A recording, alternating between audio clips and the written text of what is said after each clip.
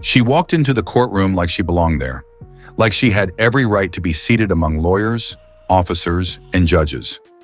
No one gave her a second glance at first, just another civilian in the usual shuffle of legal proceedings. But when she stepped forward, something changed. The energy in the room shifted, though no one could quite place why. She was calm, composed, and dressed modestly, her natural curls pulled back, glasses resting neatly on her nose. She didn't look like someone who would shake the very foundation of justice that day. Yet beneath her quiet exterior was a storm waiting to break. The officer across from her smirked, unaware that the woman he was about to mock was not just a witness, but an undercover federal agent ready to dismantle everything he thought untouchable. The judge tapped his gavel, signaling for silence, and the trial began. But this wasn't just another case. It was the beginning of a reckoning, and none of them saw it coming. The courtroom buzzed with the low hum of routine injustice, the kind that plays out daily behind polished wood and heavy doors. A police brutality trial was underway, one of many that had come before it and many more that would follow. On one side sat Marcus Dale, a man who wore his badge-like armor, confident in the system that had always protected him. He leaned back in his chair, arms crossed, eyes scanning the room like a king surveying his domain. Across from him, the victim trembled, struggling to find his voice. Then came Amara Bell. She wasn't dressed like a lawyer or a prosecutor, and certainly not like a federal agent. To most, she was just another name on the witness list. But when she stood up to take her seat near the front, Marcus couldn't help but sneer. "Who let the maid in?" he muttered loud enough for the row behind him to hear. A few chuckles followed. Another officer added, "Hope you brought your green card, sweetheart." Amara simply looked at him, unflinching. The entire room paused. What they didn't know was that this moment was only the beginning of something far bigger than any of them could imagine. Marcus didn't stop. He leaned toward another officer and said, "These people just can't stay away from a courtroom. Either they're testifying or getting sentenced." His words dripped with arrogance, laced with racial undertones that hung thick in the air. He turned back to Amara, smirking. "Hope you brought your green card. Oh, wait, you probably don't need one. Y'all always slip through anyway." Some people laughed under their breath. Others stared down at their papers, pretending not to hear. But Amara didn't flinch. She didn't raise her voice or slam her hand on the table. Instead, she simply nodded and took her seat. Her silence was louder than any scream. She had trained for this. She had prepared herself mentally, emotionally, and strategically. Every insult, every slur, every dismissive comment, they were all part of the plan. Because she knew something none of them did. She wasn't just another witness. She was the architect of a federal operation designed to expose corruption at its core. And every word Marcus spoke was being recorded, stored, and archived for the moment when truth would finally drown out lies.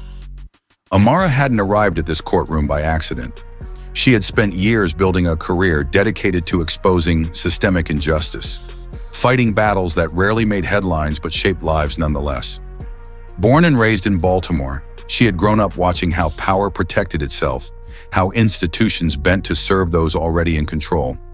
She had fought for every inch of respect in a world that often dismissed her presence. From internships no one wanted to, long nights buried in legal documents, she had climbed through the ranks of civil rights work, determined to make a difference. When the Department of Justice reached out with a mission, one that would take months of careful infiltration, she didn't hesitate. This was more than a case, it was a mission. She had studied Marcus Dale for months, tracking his history of misconduct, his connections to Judge Hollowell, and the patterns of abuse within the Richmond Police Department. She knew exactly what she was walking into, and she knew that the only way to bring the truth to light was to let the system reveal itself. So when Marcus mocked her, when the judge ignored her, when the others laughed, she didn't react. She simply listened, because she knew that soon the tables would turn and they wouldn't see it coming. That moment came faster than even she expected.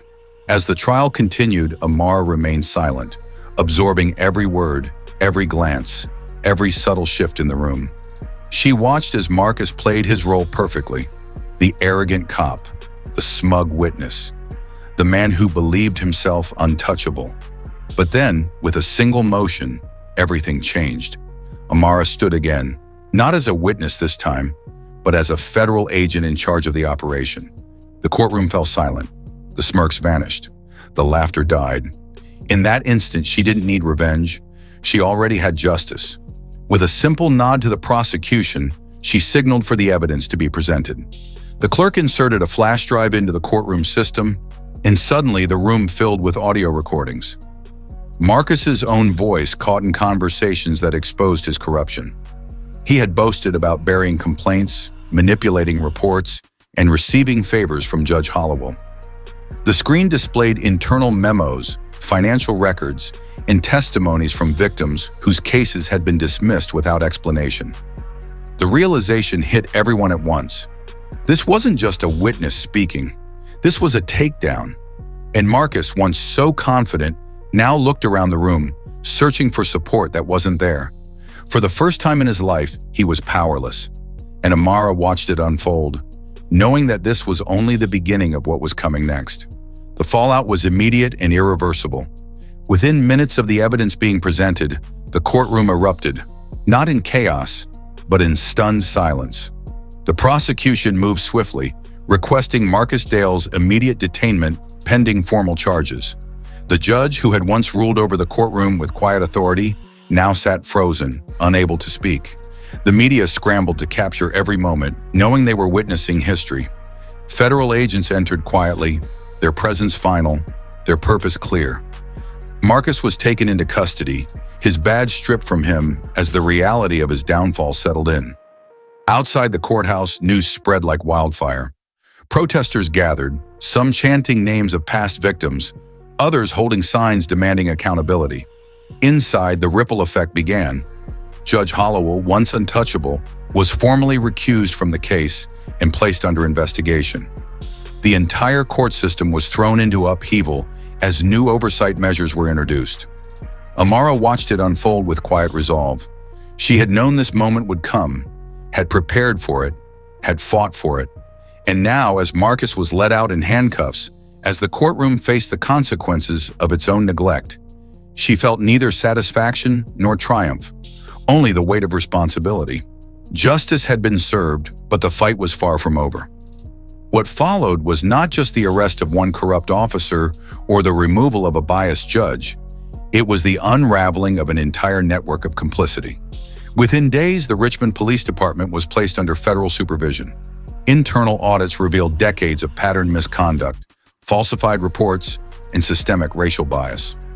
The Department of Justice launched a state-level investigation, uncovering ties between law enforcement and political figures who had long operated in the shadows. At the center of it all was Victor Langston, the state attorney general, whose name surfaced repeatedly in the leaked communications. Amara had anticipated resistance, but what she found was something deeper, a coordinated effort to protect those in power at all costs. Interviews were delayed, key witnesses disappeared, and attempts were made to discredit her credibility.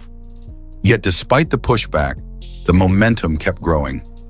Victims from sealed settlements came forward, providing sworn statements that strengthened the case against Langston and his allies. The grand jury convened, and Amara was called to testify. This was no longer just about Richmond. It was about the entire justice system. And as she prepared to step into that room, she knew that what she said next would determine whether this movement for accountability became a lasting change, or was buried like so many truths before it. The personal cost of Amara's actions weighed heavily on her shoulders. Behind the headlines and public acclaim, she faced threats, smear campaigns, and isolation from those who once supported her. Anonymous messages warned her to leave town, while others accused her of betraying the system she had worked so hard to reform. Even within the DOJ, there were whispers of doubt, some questioning whether she had gone too far, whether the exposure of corruption outweighed the damage done to institutional trust. But Amara never wavered. She visited families of victims, listening to their grief, feeling their pain, and reminding herself why she had started this journey. She had seen firsthand how silence allowed injustice to thrive, and she refused to become part of that silence. Late nights were filled with reflection, not regret, as she replayed every decision, every risk, and every sacrifice. She wasn't driven by revenge or ambition. She was driven by purpose. And as she stood outside the courthouse one evening, watching the city begin to shift beneath the weight of truth, she realized that justice was not a destination. It was a battle, one that required constant vigilance, relentless courage, and unwavering conviction. In the end, the changes Amara sparked extended far beyond a single courtroom or a handful of arrests. Reforms were implemented across the state, including independent oversight boards, mandatory ethics training for judges, and revised protocols for handling misconduct complaints. Marcus Dale was sentenced on multiple counts, including obstruction of justice and civil rights violations. Judge Hollowell was permanently removed from the bench, his legacy dismantled by the very system he once manipulated. Victor Langston resigned in disgrace, his political career destroyed by the leaked recordings that exposed his role in covering up corruption. Amara, however, chose a different path. She declined offers for public office, turning down interviews and book deals in favor of quieter leadership. She accepted a position heading the first-ever independent civil rights division in Virginia, working directly with communities affected by systemic injustice.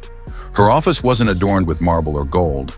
It was built on trust, transparency, and the belief that true justice comes not from spectacle, but from action.